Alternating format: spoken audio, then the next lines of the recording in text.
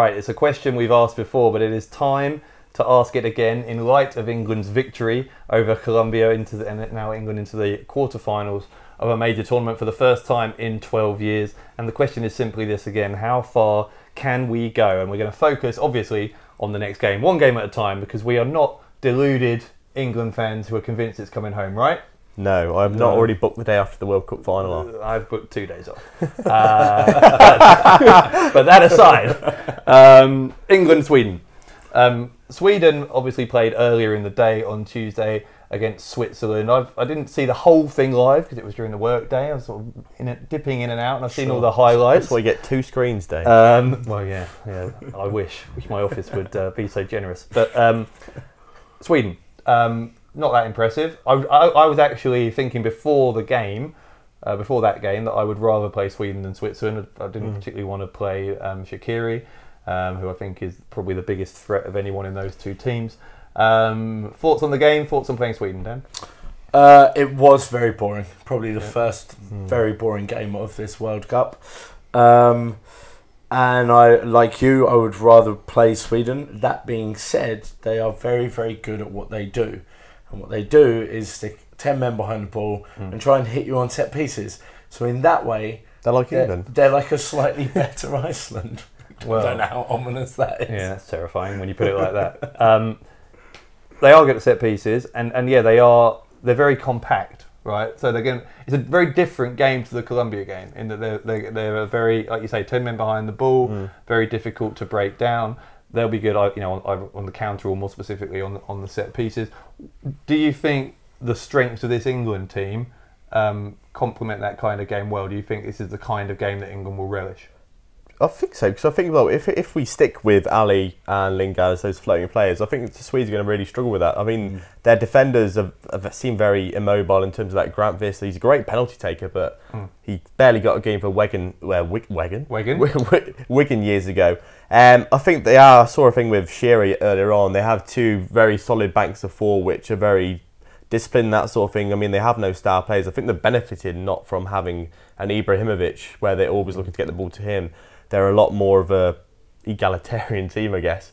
But I think that we just have to find a way to break the lines, and I think it could benefit us having someone like a Vardy up front who can run behind the defence. I doubt he's going to start, but I mean, if Sterling can actually turn it on, I can't see them being too much of a problem other than set pieces. So from England's perspective, who is the key person? Who is it who needs to have a good game? Maybe someone who hasn't so far. Is it Sterling? Is it Ali? You just mentioned Ali again. We've already talked earlier about whether it should be Ali or Loftus-Cheek. On whose performance does England's fate turn here, do you think, Dan? I think it'll actually be Kane. I completely disagree with Tom, sadly. In that I don't think we should play Vardy. I'm not even sure Sterling should play for this one either. I think it would be Kane pushing right up against their defence in a sort of Giroud-esque move for Arsenal or Chelsea or France, keeping their defenders busy and creating the space in the 5 to 10 metres behind him, or sort of in front of him, depending on how you want to look at it, with the likes of Ruben Loftus-Cheek, Ali, Lingard, maybe Sterling to an extent, but that area of the pitch will be key, and it will be key. Kane will be key for keeping their defenders busy. He won't be the one getting the glory, I don't think. He'll be the one keeping them busy, winning the headers, creating the knockbacks, the runs off, and it will be the likes of Ali and Ruben Loftus-Cheek getting the goals, let's say. But I think it will come down to Kane.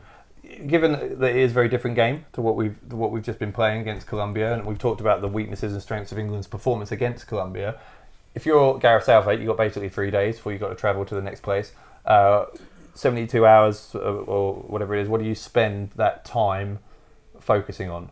We've got penalties down, so don't need to worry about that. Ice baths today, pretty much. I think it's just a few days of recovery. I think these players they're the fittest they're going to be. They don't need to be working on anything. Maybe set pieces. I mean, tactically, what is there tactically that set pieces? I think the bloke that was playing at the back for Colombia, Mina, that scored the header.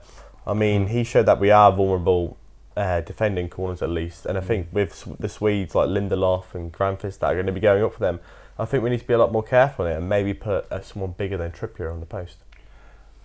Anything else in terms of what we think, like in terms of Sweden, who's their who is the key man for Sweden who we need to worry about? Is there anyone? Because I don't see there is a Shaqiri. There isn't someone in that. There's no superstars in that Swedish team who you think that's the guy we've got to put 2 men on.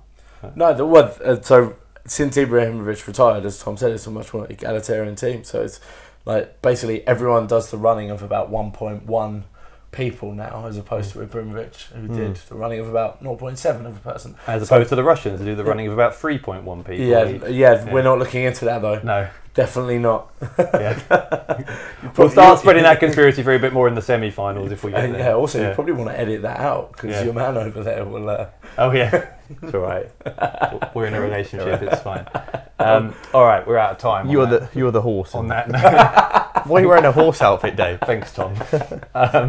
Let us know what you think of my budding relationship with Vladimir Putin, but more specifically, let us know what you think of Sweden and our chances of beating them and progressing to, and I can't believe I'm saying this, the semi-finals of the 2018 World Cup. By the way, we're 3-1 now to make the final. That's because it's coming home. 3-1.